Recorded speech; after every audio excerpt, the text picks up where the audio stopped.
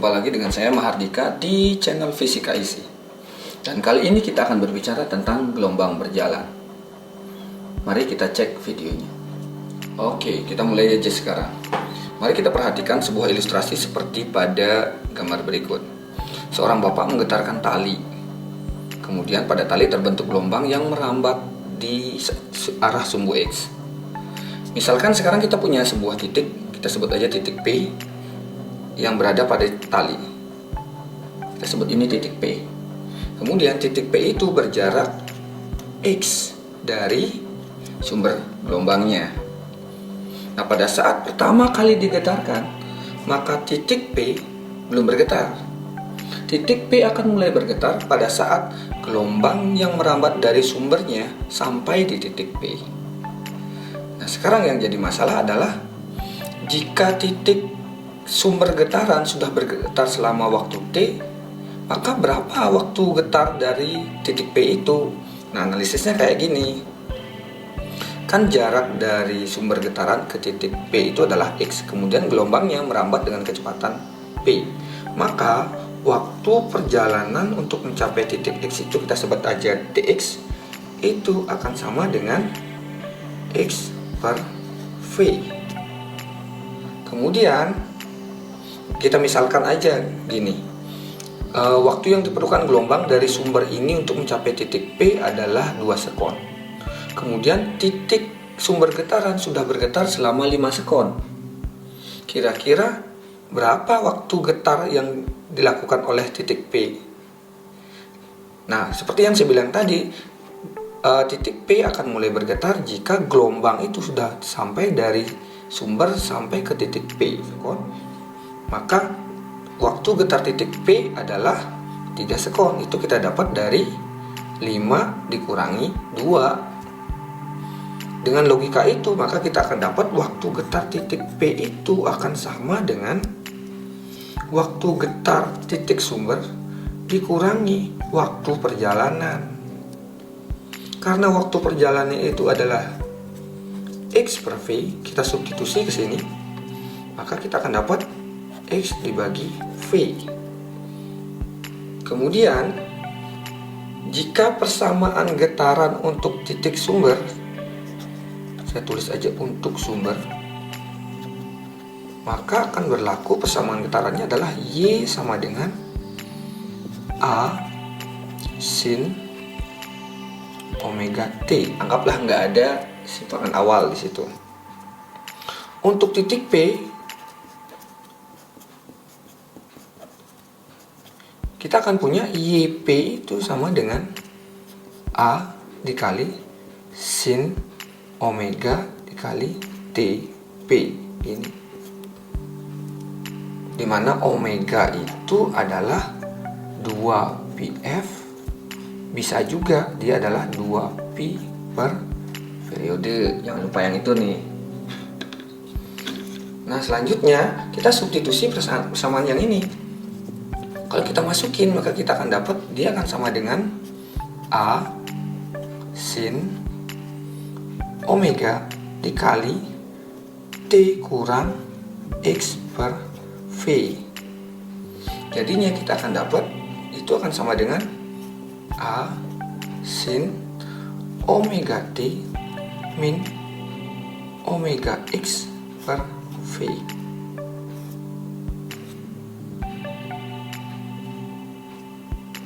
Ini kalau kita jabarin lagi, bisa kita tulis sebagai Y sama dengan A sin omega T min Kx.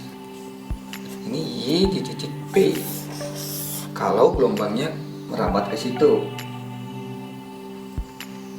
Nah, sekarang K itu apa? K itu adalah omega per V jadinya. Kemudian karena omega itu adalah 2PF, maka K itu akan sama dengan 2PF dibagi V. Kemudian jangan lupa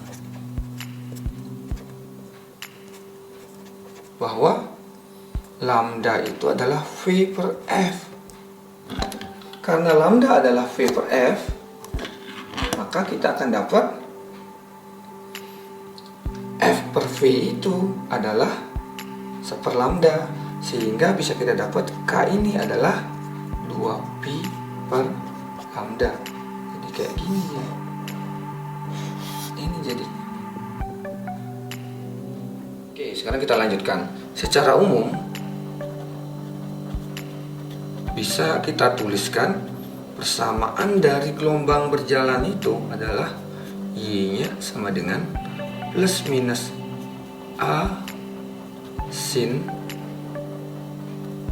omega T plus minus Kx. Nah, sekarang kapan A itu positif, kapan A negatif? A bernilai positif jika arah getar pertama itu ke arah sumbu positif. Kalau kita misalkan atas sebagai positif, berarti kalau bendanya talinya bergetar pertama kali ke arah atas, berarti A-nya bernilai positif gitu. Kemudian A bernilai negatif, berarti kalau dia bergetar ke arah sumbu negatif, getaran pertamanya. Kalau misalnya bawah kita anggap negatif, kemudian bendanya bergetar ke arah bawah di awal getaran, berarti A ini nilainya negatif. Selanjutnya, kapan ini bernilai plus, kapan dia bernilai min. Jika gelombangnya merambat ke kanan, maka omega dan K itu berbeda tanda.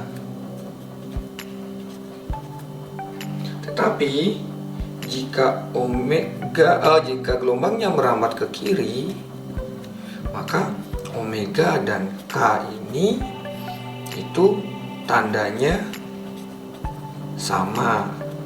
Maksudnya kalau yang omeganya bertanda positif, maka K-nya bertanda positif juga. Kalau omeganya bertanda negatif, maka K-nya bernilai negatif juga, kayak gitu. Sekarang saya akan berikan contoh kayak gini. Misalkan kita punya persamaan gelombang berjalan Y sama dengan 0,02 sin pi per 4 T min min pi per 2 X gitu dalam meter. Nah, sekarang apa yang bisa kita tentukan dari persamaan gelombang berjalan ini? Yang pertama kali kita lihat adalah nilai A. A-nya bernilai positif, berarti arah getar pertama itu adalah ke arah atas. Misalnya anggap atas positif, ke arah atas. Ini adalah A. Kemudian kita lihatin, yang berteman dengan omega itu adalah T, yang berteman dengan K adalah X. Jadi kalau ada T di situ, maka yang di sampingnya pasti omega. Kalau ada X di situ, maka di sampingnya pasti K. Berarti di sini kita lihatin, ini pasti omega karena di sampingnya ada T. Ini bisa dipastikan dia adalah K karena temannya dia adalah X. Sekarang lihatin, gelombangnya merambat kemana? Kita lihatin, omeganya bertanda positif, K-nya bertanda negatif. Artinya omega dan K berbeda tanda. Kalau berbeda tanda, maka gelombangnya merambat ke arah kanan gitu. Berikutnya, jika dilanjutkan pertanyaannya, misalnya berapakah frekuensi gelombang itu gitu misalnya. Frekuensi itu bisa kita dapat dari persamaan omega ya. Omega itu adalah 2πf. Dalam soal kita udah dapat omeganya adalah pi per 4. Jadi kita tulis aja pi per 4-nya sama dengan 2πf. P-nya kita coret, maka F-nya akan sama dengan 1/8 Hz. Bener ya, 1/8. Ya, benar. Terus kalau misalnya ditanya, berapakah panjang gelombangnya? Panjang gelombang kita cari aja dari K. Dari penjelasan tadi kan K itu adalah 2pi per lambda. Dalam soal K-nya adalah pi per 2. Ini sama dengan 2pi per lambda. Berarti coret pi-nya dulu, kemudian kali silang nih, lambdanya akan sama dengan 4 meter. Terus kalau ditanya berapa cepat rambatnya? Cepat rambatnya ya udah kita cari dari lambda sama dengan V per F. Ini adalah persamaan umum gelombang. Lambdanya kita dapat 4 tadi, bagi V kali sama dengan V dibagi dengan 1/8 nih.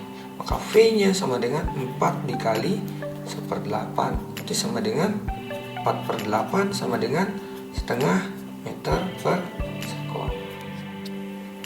Nah, selanjutnya adalah kita akan berbicara tentang percepatan dan kecepatan getar dari sebuah gelombang berjalan.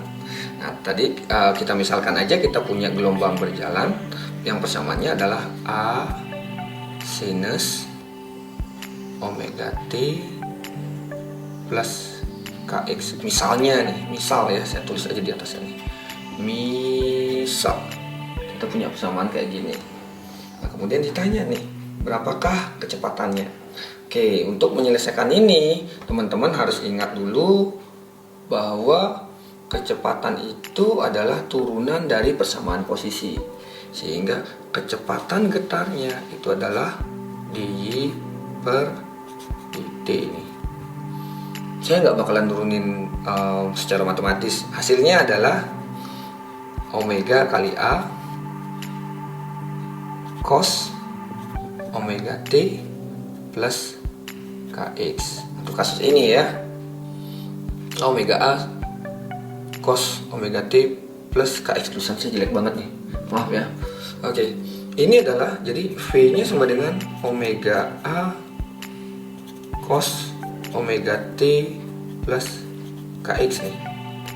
Nah, jika kemudian ditanya berapakah nilai V maksimumnya, V akan bernilai maksimum jika nilai cos ini bernilai maksimum. Cos bernilai maksimum pada saat nilai cos maksimum itu adalah 1. Berarti V maksimum itu akan sama dengan omega kali A jadinya. Ini V max-nya. Terus bagaimana dengan percepatannya? Kita ingat-ingat lagi bahwa percepatan itu adalah definisinya turunan dari fungsi kecepatan per waktu. Turunan dari omega A cos omega T plus Kx terhadap waktu. Maka hasilnya adalah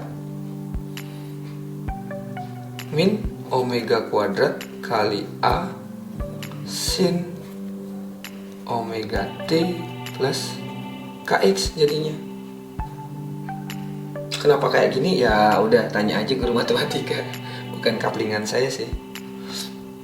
Ini akan sama dengan, nah kita lihatin, min omega kuadrat dikali A sin omega T plus Kx. Lihat ini, A sin omega T plus Kx. Lihatin yang ini.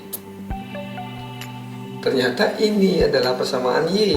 Maka kita akan bisa kita tuliskan persamaan A itu, selain A sama dengan min omega kuadrat A sin Kx, maka dia akan sama dengan min omega kuadrat dikali Y. Ini jadinya.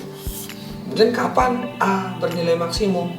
A bernilai maksimum jika sin omega T plus Kx ini bernilai minimum. Kenapa minimum? Karena di sini ada min gitu. Nilai minimum dari sin itu adalah min 1, sehingga min omega kuadrat dikali A dikali min 1. Maka hasilnya adalah omega kuadrat dikali A. Inilah A maksimumnya. Jelas kan? Itu aja. Segitu aja video untuk kali ini tentang gelombang berjalan. Dan klik like jika kamu suka dengan video ini, dan klik dislike jika tidak suka. Jangan lupa subscribe untuk mensupport saya mengembangkan channel ini. Terima kasih. Salam Fisika Isi.